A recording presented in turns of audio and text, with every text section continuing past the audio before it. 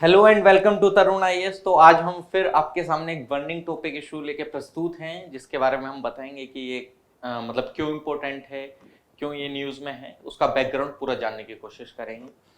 तो रिसेंटली अभी देखा होगा आपने, जो एक्स बिहार के सीएम थे मांझी, ठीक, तो उन्होंने अभी एनडीए गवर्नमेंट को ज्वाइन कर लिया है।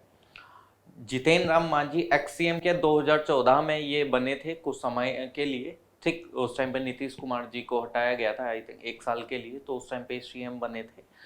और तो इन्होंने अभी एनडीए गवर्नमेंट को ज्वाइन कर लिया है। अब ज्वाइन करने के पीछे क्या रीजन थे क्या नहीं, वो हम थोड़ा सा देखेंगे जो अभी सामने आ रहे हैं। बाकी जो रीजंस इनके खुद के रहते हैं वो तो कभी सामने नहीं आ पाते, लेकिन जो इन्होंने सामने बोला होता है मीडिया के सामने, या कुछ भी जो इन्होंने रिलीज करा होता है स्टेटमेंट, उसके अकॉर्डिंग मतलब हमको क्या पता चल रहा है क्या नहीं। तो अगर मैं देखता हूँ, हिंदुस्तान अवाम मोर्चा जो था, किनका, जितेन राम मांझी जी की ये एक पार्टी थी। और अभी रिसेंटली इन्होंने मतलब एनडीए गवर्नमेंट को ज्वाइन कर लिया है। उससे पहले ये नीतीश कुमार जी के साथ महागठबंधन में थे, ठीक। महागठबंधन में थे तो मतलब ये इसके लीडर थे कौन, जितेन राम मांझी जी एंड इनके एक बेटे संतोष सुमन, ठीक। अभी रिसेंटली इनकी मीटिंग भी देखने को मिली थी अमित शाह जी के साथ। और जो इनके बेटे थे संतोष सुमन, वो उसमें कैबिनेट मिनिस्टर थे। अभी की जो हाल ही की जो महागठबंधन वाली गवर्नमेंट चल रही थी, वो उसमें एससी एंड एसटी वाले मिनिस्टर आपको देखने को मिल जा रहे थे, यूनियन मतलब एक तरह से कैबिनेट मिनिस्टर वो आपको उसमें देखने को मिल जा रहे थे, ठीक।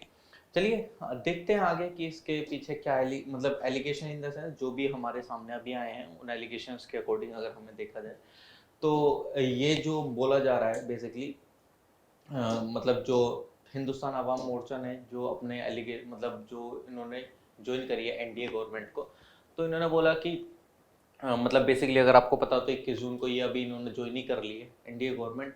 और ये अनाउंसमेंट तब हुआ जिस टाइम पे ये मीटिंग करके आ रहे थे अमित शाह जी के साथ। और इन्होंने क्या बोला कि अभी ये एनडीए गवर्नमेंट को तमाम चीज़ों में सपोर्ट करेंगे, चाहे वो आने वाले लोकसभा वाले इलेक्शन हो। और अभी इनसे शायद पूछा गया था कि आपका आगे सीट्स को लेकर टसल में क्या वो होगा, मतलब जस्ट लाइक जैसे भी लोकसभा के इलेक्शन होंगे तो एनडीए के साथ आपने कोएलिशन करा है, मतलब उसके साथ आप जुड़ गए हैं, तो लोकसभा की सीटों को लेकर अगर कुछ टसल होता है तो उन्होंने बोला वो टाइम टू टाइम हम डिस्कशन करते रहेंगे। इन्होंने एलिगेशन लगाया कि हमको मतलब प्रेशर, मतलब जो नीतीश कुमार जी के अगेंस्ट में ये एलिगेशन लगे कि इनको प्रेशराइज करा गया था बेसिकली, ठीक।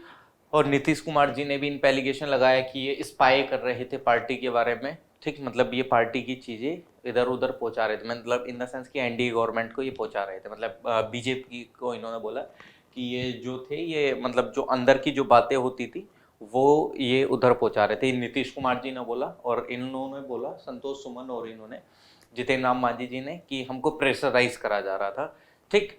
तो ये एलिगेशंस तो लगते रहेंगे, बट हमारे लिए क्या इंपॉर्टेंट है क्या नहीं वो हम देख लेते हैं।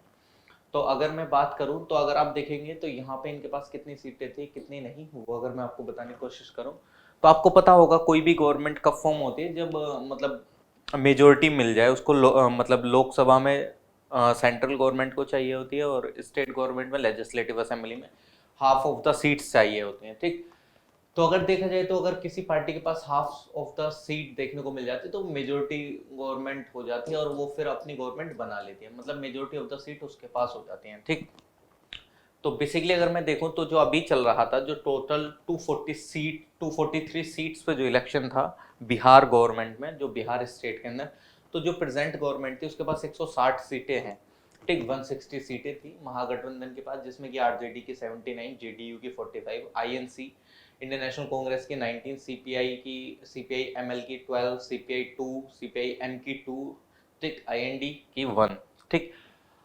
और जो ये एच थी, ठीक, हिंदुस्तान अवाम मोर्चा, इसके पास 4 सीट्स थी। अब ये जो 4 सीट्स थी ये पहले इन्हीं के साथ थे, बट अभी ये जाके इनके साथ मर्ज हो गए, तो अब टोटल जो अपोजिशन के पास सीट आ गई है वो 82 सीट्स हो गई हैं, ठीक, 82 सीट्स। और जो गवर्नमेंट फॉर्म हुई है वो 160 सीट्स पर आपको देखने को मिल जा रही है, ठीक। चलिए ठीक है, आगे देख लेते हैं कि हाँ चलो ठीक है, ये तो हमको समझ आ गया कि ये इतनी इतनी सीट्स है, लेकिन अब हमारे लिए इंपॉर्टेंट क्या हो जाता है, अब हमारे लिए इंपॉर्टेंट हो जाती है कोएलिशन गवर्नमेंट क्या होता है। कोएलिशन गवर्नमेंट क्या, कि जो गठबंधन वाली जो सरकार होती है। अगर मैं गठबंधन का आपको बताऊं तो गठबंधन का मतलब ये होता है जिस टाइम पे किसी एक पॉलिटिकल पार्टी को मेजोरिटी नहीं मिल रही है, ठीक। मतलब मान लीजिए 3-4 पार्टीज हैं, इनमें से किसी के भी पास मेजोरिटी नहीं है, और मेजोरिटी के लिए चाहिए एग्जांपल, हाइपोथेटिकली एग्जांपल, कि मतलब मान लीजिए कि इनको सीट्स चाहिए 250 गवर्नमेंट बनाने के लिए। अब इनमें से किसी भी पार्टी को नहीं मिले, मतलब मान लीजिए कि इसको 100 वोट्स 100 सीट मिली है, इसको 20 मिली है, इसको 10 मिली है, और इसको मिली है आपकी 150 मान लेते हैं, ठीक। और एक और पार्टी मान लेते हैं 5, इसको मान लेते हैं 50 मिले, ठीक। और मान लीजिए कि 250 सीट्स पे इलेक्शन हो रहा है, और जो टोटल सीट्स चाहिए वो मान लीजिए कि 125 चाहिए आपको गवर्नमेंट बनाने के लिए। 125 एटलीस्ट चाहिए, और मतलब 135 से प्लस हो तो वो कोई दिक्कत नहीं है। तो मान लीजिए किसी के भी पास नहीं है, एक के पास 100 सीट है, एक के पास 200, एक के पास 100, एक के पास 150, ठीक। 150 सीट्स हैं और एक के पास 50 है, ठीक। 150 को इसको कम कर लेते हैं थोड़ा, तब और अच्छे से हमको चीजें क्लियर है। इसको मान लेते हैं 75 सीट्स हैं, ठीक। इसको 75 सीट्स दे देते हैं, ठीक। तो अगर 125 सीट्स चाहिए, तो इनमें से किसी के पास भी नहीं है, तो अब क्या करेगा कि ये वाली पार्टी मर्ज हो जाए, और ये वाली तीसरी वाली पार्टी मर्ज हो जाए, तो ये 3 पार्टी मिलकर 130 सीट्स बना ले रही हैं।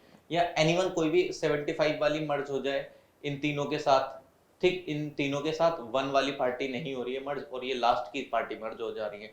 यानी कि 3-4 पार्टी एक साथ मर्ज हो जाती हैं और एक न्यू गवर्नमेंट फॉर्म कर देती हैं, जब किसी भी गवर्नमेंट के पास मेजोरिटी नहीं होती है, ठीक। किसी भी सिंगल पार्टी के पास अगर देखने को नहीं मिलता है, तो वो एक साथ ग्रो करती हैं, फिर आपको ग्रो करती हुई आपको एक साथ देखने को मिल जाएंगे, ठीक। क्योंकि इसका जो मतलब होता है, ये जो कोएलिशन है, कोएलिशन एक लैटिन वर्ड है जिसका कोएलिटो वर्ड था, कोएलिटो वर्ड से ही देखने को मिला, जिसका मतलब होता है मतलब ग्रो टुगेदर, ठीक। अब ये एक साथ मतलब अगर आप देखें तो ये एक एग्रीमेंट में चीजें करते हुए आपको नजर आएंगे, ठीक। मतलब एक साथ काम करते हुए नजर आएंगे, ठीक। कोई भी डिसीजन लेंगे, कुछ भी लेंगे, तो इन सबकी सहमति होनी फिर उस वे में जरूरी है। आई होप कि आपको समझ आया होगा कि कोएलिशन क्या होता है। अगर मैं नेक्स्ट देखूं कि इस कोएलिशन का क्या मेरिट हो सकता है, मतलब मेरिट अभी देखेंगे, ठीक। तो अगर अभी देखी जाए तो अभी तक कोएलिशन गवर्नमेंट में, यूनियन की बात करूं, स्टेट में तो फिर सारे स्टेट्स का देखना पड़ता है। अगर यूनियन में बात करी जाए तो सबसे पहले ये यहाँ पर जनता पार्टी देखने को मिली कोएलिशन, चरण सिंह जी की गवर्नमेंट थी 1979-80 में। नेशनल फ्रंट देखने को मिला, बीपी सिंह की government, Chandrashekhar ji, H D Deve Gowda, आई के गुजराल, गुजराल डॉक्ट्राइन भी आप पढ़ते हैं, इन्हीं के टाइम पे ही आपको देखने को मिलती है ना इंटरनेशनल रिलेशन में। अटल बिहारी वाजपेयी जी की बनी थी, अटल बिहारी वाजपेयी जी की दो बार मनमोहन सिंह जी की, 2 बार नरेंद्र मोदी जी, ठीक। कोएलिशन गवर्नमेंट आपको देखने को मिल जा रही है, ठीक। चलिए, अगर मैं इस कोएलिशन गवर्नमेंट का मेरिट देखता हूं, तो मेरिट की अगर मैं बात करी जाए कि मेरे लिए क्यों जरूरी है, देखिए सबसे पहले अगर आप देखेंगे तो हमारे यहाँ डाइवर्सिटी इतनी है, डिफरेंट टाइप ऑफ ग्रुप रहते हैं, डिफरेंट एथनिसिटी आपको देखने को मिलेगी, रीजनलिटी डिफरेंस देखने को मिलेंगे। अगर मान लीजिए कि कोई पार्टी जम्मू कश्मीर की है, कोई पार्टी सेंट्रल इंडिया की मान लेते हैं, मध्य प्रदेश से है, थर्ड पार्टी आपकी महाराष्ट्र से मान लेते हैं, फिफ्थ पार्टी आपकी तमिलनाडु से मान लेते हैं, इन 5 पार्टियों ने मिलकर एक सिंगल गवर्नमेंट बनाई है, ठीक। तो आपको ये जो जितनी भी पार्टीज हैं वो अपने अपने रीजन का आपको इंटरेस्ट शो करेंगी, जो वहां की दिक्कतें हैं वो आपको दिखाएंगी, ठीक। और वो फिर एक कॉमन किसी चीज पे आके रुकेंगे और फिर डिसीजन बनाएंगे। तो आपको क्या आपको ये देखने को मिलेगा कि अलग अलग जितनी भी रीजनल पार्टीज हैं वो अपने अपने यहाँ का इंटरेस्ट दिखा रही है। तो इससे क्या हो रहा है, हम लार्ज डीलिंग देखने को मिल रही है, ठीक। लार्ज सेक्शन, ठीक। उन सबका जो इंटरेस्ट है, जो लार्ज ग्रुप है, जो डाइवर्सिटी हमको देखने को मिल रही है, उन सबके लिए एकजुट होकर काम हो रहा है, ठीक। यानी कि जम्मू कश्मीर में क्या एक दिक्कत है, जम्मू कश्मीर वाली पार्टी बता रही है, और मध्य प्रदेश में क्या दिक्कत है, सेंट्रल पार्टी में मध्य प्रदेश वाली बता रही है। मतलब सारी पार्टी अलग अलग जगह के इश्यूज आपको देखने को मिल जाते हैं। तो ये एक हमारे लिए थोड़ा सा मेरिट सा हो जाता है, ठीक। कंसेंसुअल डिसीजन मेकिंग देखने को मिल जाती है, ठीक।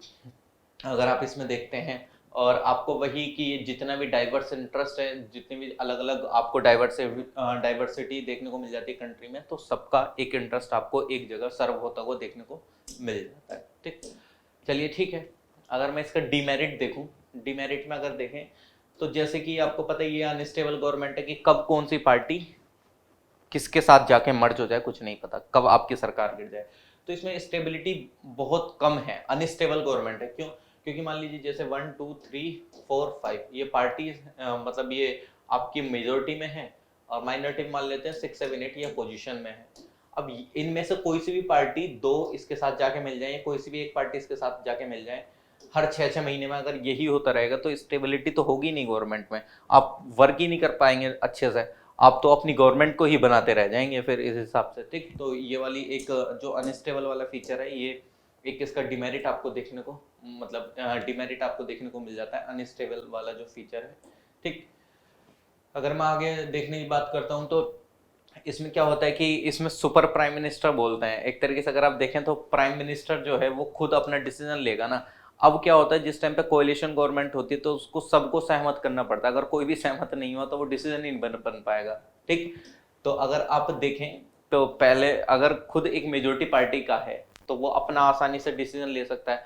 अब किसी को पसंद आए ना आए, ऐसा तो हर एक डिसीजन पे क्लैशेस देखने को मिलेंगे, तो कोई एक अच्छे से निष्कर्ष देखने को अधिकतर नहीं मिलता है। ठीक, क्योंकि हर एक को आपको मतलब खुश करना है कि नहीं, हर एक को आपको खुश करना पड़ेगा, उसको समझ में आना चाहिए वो चीज़। अगर नहीं आता है तो वो नहीं करेगा, वो आपको धमकी दे देगा, थ्रेटन दे देगा कि क्या, कि मैं दूसरे के साथ जाके मिल रहा हूँ, तो वही अनस्टेबिलिटी वाली चीज़ हो जाती है इसमें। ठीक, उसमें थ्रेटन आपको देखने को ज़्यादा मिल जाता है। और जो अगर आप देखें तो कोएलिशन गवर्नमेंट के अंदर आपको जो काउंसिल ऑफ मिनिस्टर जो साइज है वो काफ़ी ज़्यादा बड़ा देखने को मिल जाता है, क्योंकि हर एक पार्टी का पर्सन मिनिस्टर बनना आपको देखने को मिलेगा, तो वो चाहेगा कि मैं मिनिस्टर बनूं, तो इस वजह से वो काउंसिल ऑफ मिनिस्टर जो है वो ज़्यादा बड़ी आपको देखने को मिल जाती है। ठीक, चलिए ठीक है, स्टे ट्यून्ड विद अस, मिलते हैं आपसे न्यू बर्निंग इशू टॉपिक के साथ। और you can follow us on Telegram अगर आपको ये PDF डाउनलोड करनी है, और आप हमारा फ्री मेंस मेंटरशिप वाला जो प्रोग्राम है आप उसको मतलब ज्वाइन कर सकते हैं, वो फ्री चल रहा है। आप हमारा तरुण IAS का ऐप डाउनलोड करिएगा, उसमें डेली आप आंसर राइटिंग करिएगा, वहाँ सबमिट करिएगा, विद इन 24 आवर आपको इवैल्यूएशन मिलेगा। ठीक, ये फ्री ऑफ कॉस्ट है, आप अपनी मेंस आंसर राइटिंग को मतलब एनहेंस कर सकते हैं, एनरिच कर सकते हैं काफ़ी अच्छे से। चलिए ठीक है, मिलते हैं नेक्स्ट वीडियो में। Thank you so much.